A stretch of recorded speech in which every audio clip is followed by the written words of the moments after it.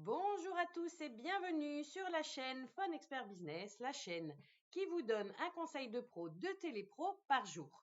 Aujourd'hui, on va voir comment surmonter l'objection du prospect qui vous dit qu'il a déjà un fournisseur. Et évidemment, je vais vous guider pas à pas pour transformer ce refus en opportunité. Il faut savoir que toutes les objections, c'est un réflexe naturel et il ne faut pas baisser les bras à la première. Donc, on est en plein appel de prospection, même si c'est du cold calling. On a réussi à atteindre notre décideur. On a présenté évidemment notre solution, notre argumentaire avec conviction. Et puis, on entend cette objection tellement redoutée. J'ai déjà un fournisseur ou j'ai déjà un prestataire pour ce service. Alors, pas de panique. Voilà comment vous pouvez traiter cette objection avec succès.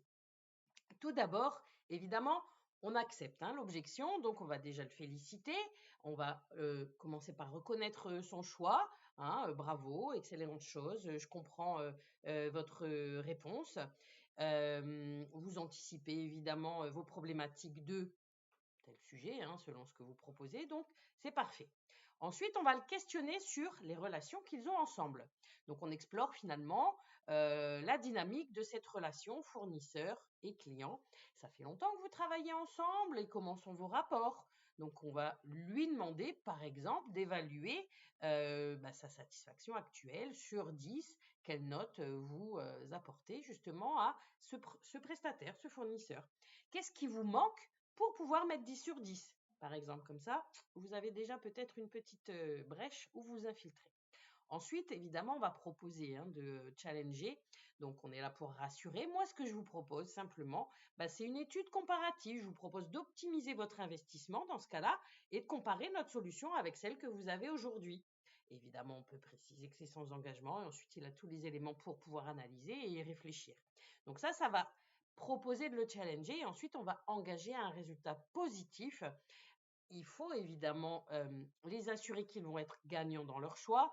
Dans tous les cas, vous êtes gagnant ou alors vous êtes rassuré ou vous gagnez en efficacité. Ça, c'est ce que vous pouvez effectivement leur dire une fois que vous avez proposé effectivement de les rencontrer.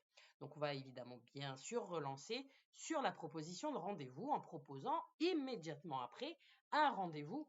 Moi, je préfère dire une rencontre pour approfondir la discussion. Donc, moi, ce que je vous propose, c'est qu'on se rencontre pour pouvoir évidemment faire cette étude comparative. Vous êtes disponible plutôt en début, en fin de semaine pour qu'on voit ça ensemble. Et donc, vous avez accepté l'objection, vous avez présenté le bénéfice de ce challenge et vous avez guidé finalement subtilement votre interlocuteur vers votre offre. Ensuite, évidemment, lui, évidemment aussi de vous rencontrer pour faire cette étude comparative et essayez cette approche, vous pourrez être surpris justement des résultats.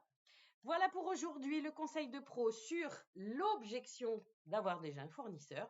Moi, je vous dis à la prochaine fois pour un nouveau conseil de pro de Télépro. Je vous invite à vous abonner pour ne rien rater de tous les conseils sur la prospection et je vous dis à la prochaine fois. Bonne journée!